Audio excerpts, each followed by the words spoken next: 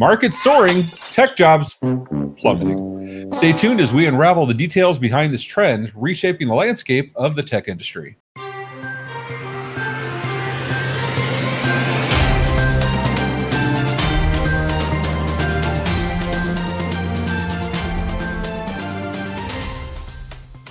In our story, tech layoffs spiked despite record market highs, written by Ashley Kaput and Jonathan Vanyan for CNBC.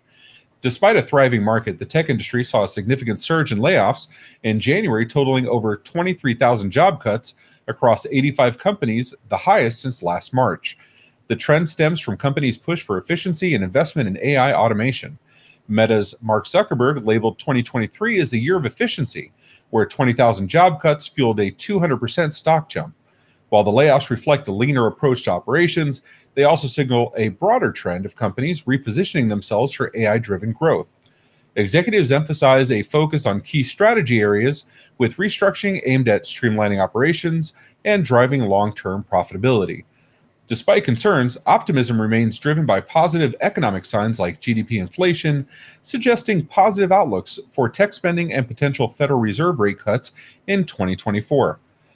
Tony, I look at this stuff and the first thing I hear is it kills me because every year we go through the same thing. Overhire, cut across the board, save significant money, stocks go up, and blame it on something. Whether it's AI or RPA or machining or the factories are going to take our jobs, right? Like, am I misreading here? Am I being the grumpy old man? Tell me I'm wrong here. Get off my lawn. You and I have talked about this so many times, and literally, so we're now we're episode 178 right now. So I believe it was somewhere around episode 20. We were talking about exactly this, saying, look at these massive layoffs that are occurring. And it was scary because it was a matter of technology as a whole was being affected. But was that the canary, in that coal mine? Was everything going to follow suit? Or is it just something that's isolated to exactly what you said, which is cyclical efficiency,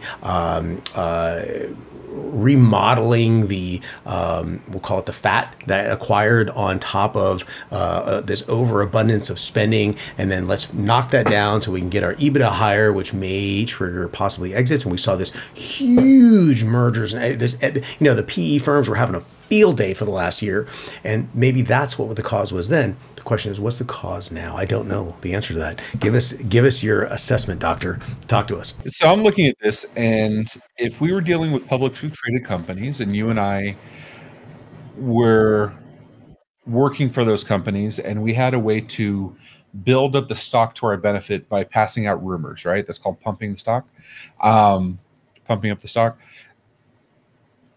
Are they doing any different by doing these large waves of hires? It shows growth. It shows investment in the industry. It shows how quickly they're growing, right? These are the things they say, knowing full well that within 12 or 24 months, a large swath of those is also going to be cut away. Then we're streamlining and we're operationalizing efficiency, and the stock goes up. Are they creating their own self-fulfilling prophecy here? All news is good news. Isn't that the celebrity thing? Doesn't matter if it's bad news or good news. All publicity is good. And maybe since they control the narrative, they're saying, listen, PE firms, investors, potential acquirers, the market in general, stockholders, we are hiring this double-digit percentage of people for the anticipatory growth that we're expecting. Now, one of two things can happen. One, the growth is there, they've accommodated it. Or two, the growth is not there. Either way, investors, PE firms, stockholders, we are doing cutbacks to accommodate, frankly, the market conditions or increase EBITDA, the perceived value. I think what's happening is they're controlling the negative, unless there is something at a global level, and I don't want to say the word market collapse, but in the event of something like that, it would be everywhere. And I just don't know if we see that yet. So I'm trying to figure out, maybe it's a combination of all this. Listen, they're moving. We don't know if it's left, right, front, back, but they're definitely moving, and investors like that. And if you like this, we want to thank you for tuning in. If you found this story eye-opening, catch MSP Dispatch every Tuesday and Friday at 10 a.m. Eastern for more in-depth news coverage. Share your thoughts below, and remember to hit that subscribe button. See you next time.